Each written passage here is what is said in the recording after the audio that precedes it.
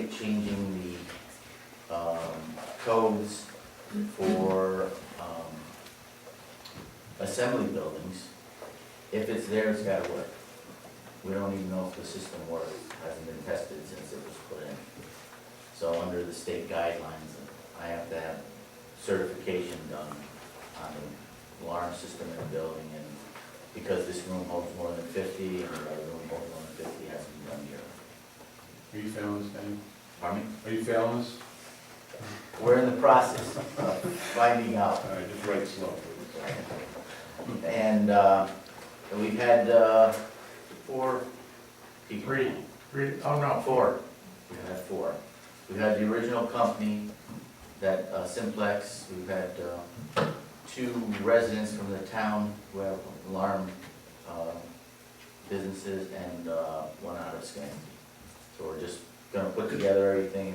Maybe by next month we'll have something to present. Or sooner, if we can, at your agenda meeting at the end of the month, so it can go on for the approval for the next. Yeah, that'd be great. Because the town has a great investment here, but if got something happen on Friday night, nobody comes back here most of the time on a weekend. So there is capability of, detecting it and monitoring it. So, All right. other than that, normal ones for permits and so on, they're picking up. Pools are starting to pick up. Good. Anything for Dan?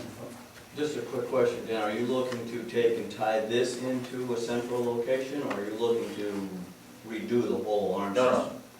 We have the capability, we have the system, it has to be tested. And what we found out yesterday was a new one under NFPA, which governs, our heads are at their life expectancy. So, but right now, we just want to get it tied in. Then we'll work on maybe into next year's budget, look at replacing the heads. Right now, we're looking at getting a dialer put into the alarm system we have, go to a central station, so they can call the fire department. That's the least expensive route right now. And then we'll look at upgrading it or repairing it, depending on what this certification comes out. I don't want to go pull an alarm. We don't know if they all work. Thank you. Okay.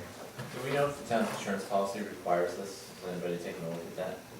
Or it could be, That's what, the town's insurance policy may require everything to be up to code, in which case this may just take on more urgency that we get this well, done that's ASAP. what, you spoke to Niner, didn't you? Yeah, I spoke with Bob Blaisdell from Niagara. Okay, yeah. And he was aware. In fact, I was surprised. He said, well, here's the annunciator panel here in the, Oh, really? and these smoke detectors in each room, and then in the kitchen, there's 2 heat detectors as well. Okay. He pointed them all on. He said, well, the town, if there's somebody in the building, the alarm will sound, and it'll save lives of people in the building. But the investment of the town is complete, and all the records we have involved, if a fire started at 2 o'clock in the morning on a Friday night, Right, but what I'm suggesting is our insurance policy might have a clause in it that says the town must keep the building up to code. And if you don't, if you're in violation of that provision, town's fire insurance needed null and void. they were nonplussed by the way they. What an individual rep may That's correct. understand is meaningless. If there's an actual claim, it's gonna go to the lawyers, and they're gonna look for a way of denying the claim. So I would say if this, any way this building is up to code, it's a pressing matter. Yes, yes. I'll call. I agree, 100%. Okay. Thank you, All right, Dan. I'll call Karen Buckley tomorrow. Yeah. Dan, thank you for your involvement in this. You're the guy that made me aware of it, and you've done a lot of Well, work. it's a big investment the town has, and it's a shame if something happens. Dan's got a perfect background for this fire, so it's like, he's a very valuable asset. You are the man, Dan. Yeah. Dan the man.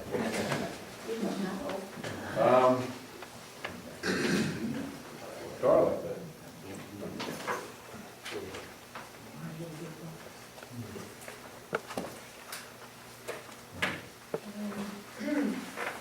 Pretty busy month, at least for me. I attended a 2-day dog control seminar put on by New York State Ag and Markets. incredibly helpful. I learn something new every time I go. I paid a visit out to Montgomery County SPCA, took another tour. It's been a year since I've been out there, things have changed a bit. I'm the shelter manager. The key they did not have for me that day, and I will be picking it up this weekend. I have not yet had an opportunity or a need to bring any dogs there, but it is half the price of the Animal Protective Foundation, so $30 versus $60, if it's up in that end of town, it's probably the best choice. I had one court case that was heard this month. I've been following up on delinquent dog owners and dog licensees. We're down to just 20, which is about 2/3 back from where we were about a year ago. Carolyn Plain forwarded to me an online survey that was supported by the Capital District Humane Association. And what the purpose of the survey was to re-centralize licensing information for dogs. In the event that a stray dog is found, we can actually find the owner. Back in 2011, New York State Ag and Markets decentralized the dog licensing system. So now each town is responsible for licensing their own dogs and maintaining those records. And there is no centralized repository for information any longer, unless you have a chip in your dog and he's lost in his scan. So Capital District Humane is looking to support endeavors to have that done again in the state of New York. And I know we were talking about some dog ordinance language back and forth, and I think Peter and I were talking about just a little bit a while ago. I think we're, at least for now, we're going to table that.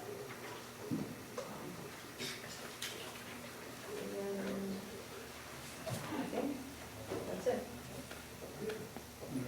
And of course, the decision as to whether or not Oh, to right. pursue the changes to the dog law would of course reside with the town board, not Darrell. My recommendation was to just table it now.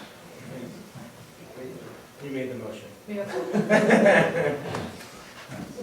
Any questions for Darla? Excellent, thank you, Darla. Obviously, the town clerk is not feeling well.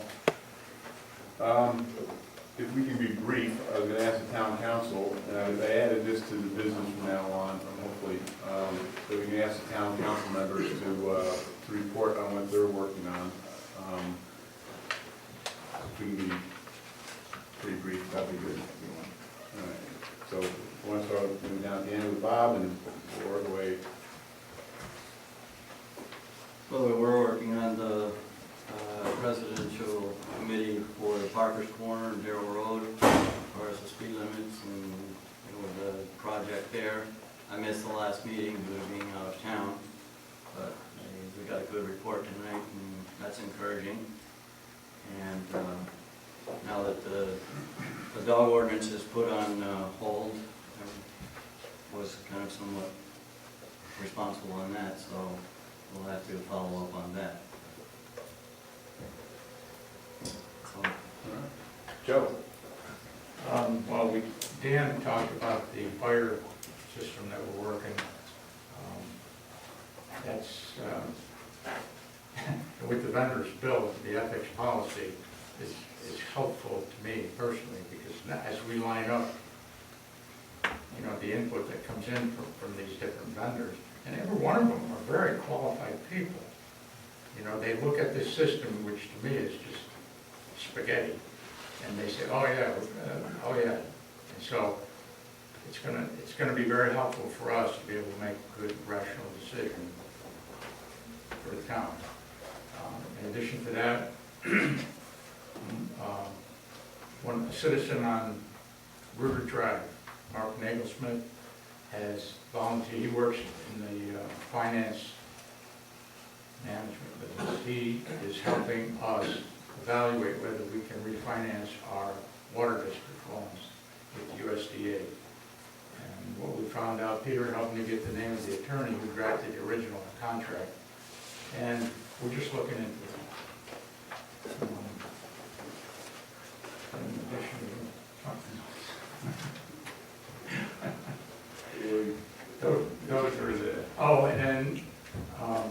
Bob Freeman of the Committee on Open Government in the state of New York has agreed to come to Princetown on July 17th to talk about open government and to answer questions and everything. So that's pretty much it. Thank you, sir. Mr. Esposito. Well, Joe and I have been working on the solar for the building. I got a call from, what's the name of the company? Monolith. And they informed me that they did a study on all of the pump house and the pumping stations.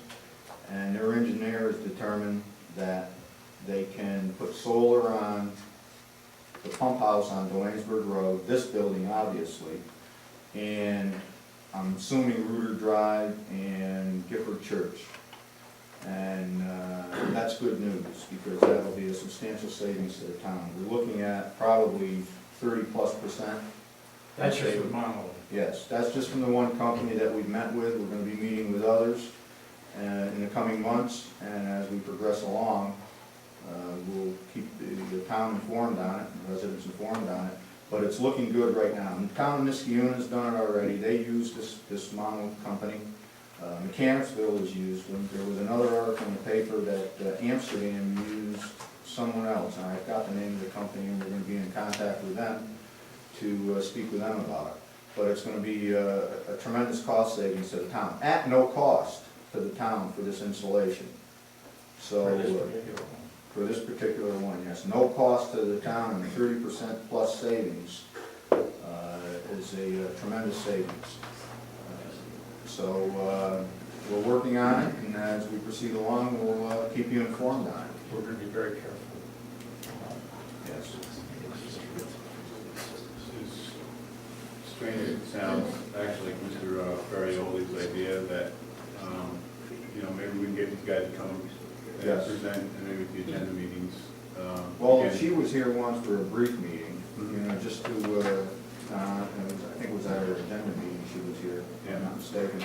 And they explained it to us, and, when you listen to it, and Joe and I are gonna be going over, we were invited over to Mechanicsville to see how they were proceeding with it, and I'm sure that Ms. Unions would let us look at it. There would have monitors inside the building to show you what your actual cost savings is on a daily basis. Actually by the hour and minute, right? From, Yeah, when the sun is shining. yes, Can I ask a question though? yes. And I'm just curious. Niskayuna and the other town buildings, they're affiliated with, those are, they have like full-time employees there, right? I mean, that's like they're there Yes. 5 days a week, all day long. So their cost, their savings is gonna be greater than what would be. No, what they did, Part-time.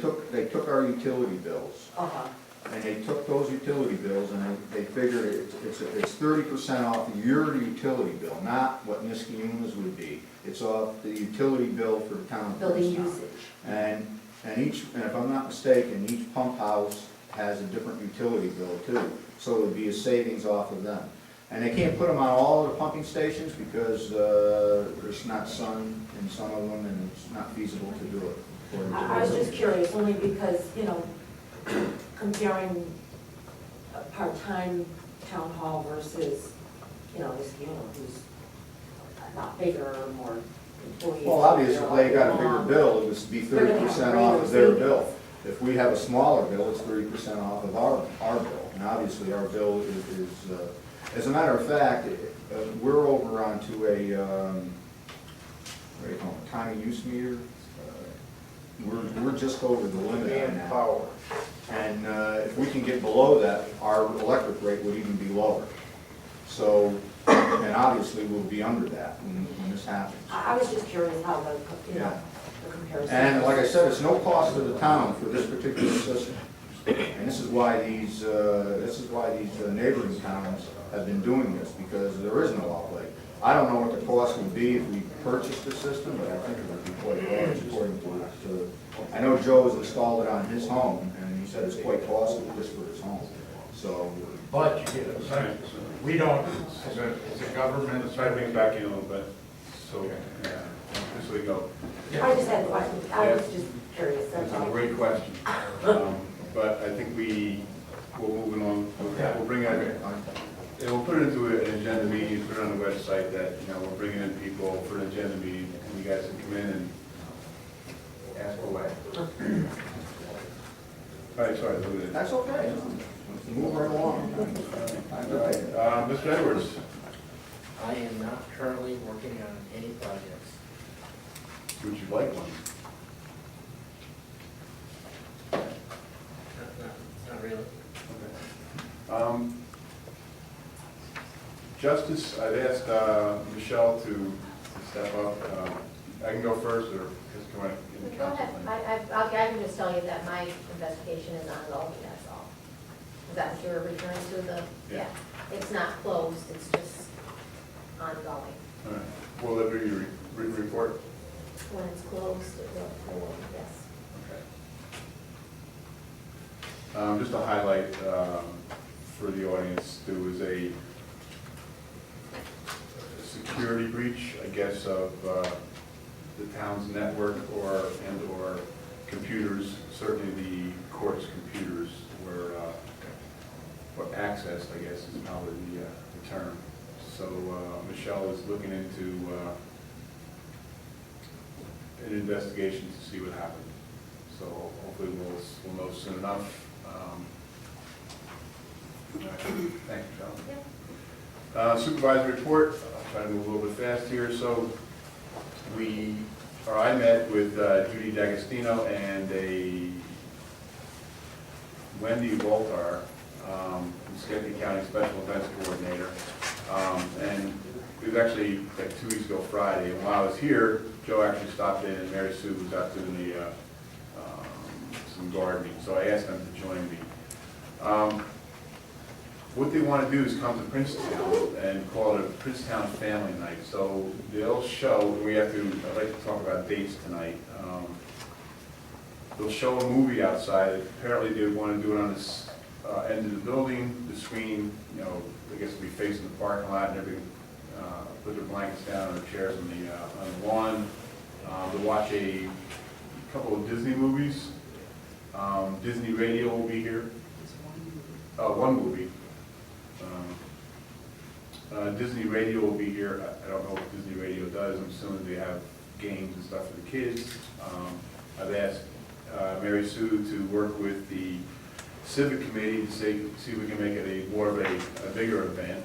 Maybe close the parking lot off, have popcorn or something. So, you know, we'll see what we can do. But it sounds like a great event. I'd like to talk about a couple dates with the board and maybe, you know, if the audience can want to jump in on a couple of dates. So it sounds like a great event. The only thing, I've committed to it, I just haven't committed to the date, so I'd like to talk about that tonight. Dwaynesburg Summer Rec Program, again, I've been working with Vanessa Van Woodworth and Jean Friss. So we are engaged again. The data and sign-up sheets and everything, contact information is on the website. So you can contact him or just go to the link. We talked about County Highway with Nick a little earlier, so I'll skip over that. The next piece is we continue to work with citizens on the Norman skill, which is, I'm sure, we're going to hear in a little while. So again,